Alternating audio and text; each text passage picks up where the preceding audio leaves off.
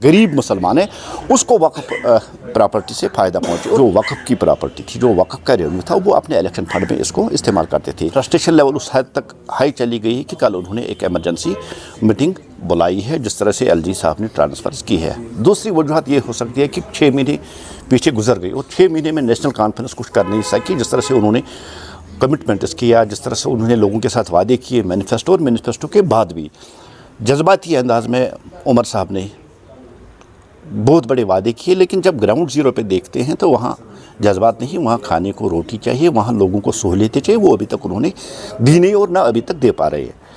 एक वो हो सकता है कि किस तरह से और 6 महीने के लिए लोगों को टाल दे, लोगों को बहकाए, लोगों को वर्गिलाए, ये एक स्ट्रेटजी शायद बना सकते हैं। लेकिन मुझे जहाँ तक लगता है कि नेशनल कॉन्फ्रेंस जिसने पूरी मेजॉरिटी से यहाँ गवर्नमेंट बनाई और लोगों ने उनको वोट दिया है, लोगों की जो प्रॉब्लम्स है, लोगों के जो इश्यूज़ है, लोग जिस तरह से एक्सपेक्ट कर रही थी, अभी तक नेशनल कॉन्फ्रेंस डिलीवर करने में नाकाम है, फेल हुई है।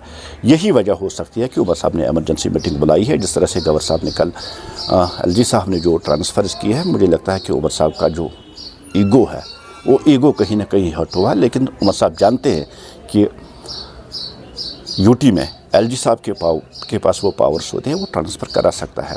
कि वक्त की ज़रूरत थी वक्फ बिल में अमेंडमेंट करना, और जैसा हम जानते हैं आज़ादी के बाद जब वक्फ बोर्ड बना या वक्फ काउंसिल बना है, आज तक कुछ ठेकेदारों के हाथ में जो वक्फ की प्रॉपर्टी है वो उसके बेनिफिशरीज थे। जहाँ तक एक आम मुसलमान, एक पसमानदा मुसलमान, गरीब मुसलमान का ताल्लुक़ है, उसको कभी इस वक्फ प्रॉपर्टी या वक्फ की जो रेवेन्यू है उससे कोई बेनिफिट नहीं मिला है और ना आज तक वो बेनिफिशरीज के बन पाए।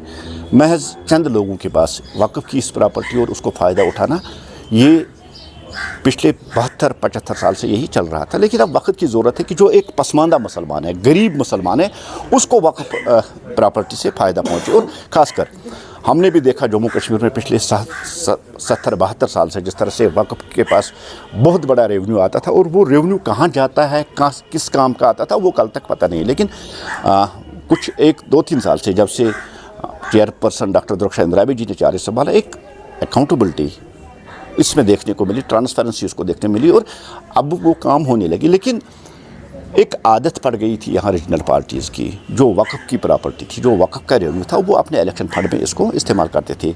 आज आपको पता है कि पिछले 70 साल में हम एक यूनिवर्सिटी नहीं बना पाए, हम एक स्कूल नहीं बना पाए, हम एक कॉलेज नहीं बना पाए, हम एक हॉस्पिटल नहीं बना पाए। वक्फ की प्रॉपर्टी कहाँ जाती थी, ये आज तक किसी के पास हिसाब नहीं थी।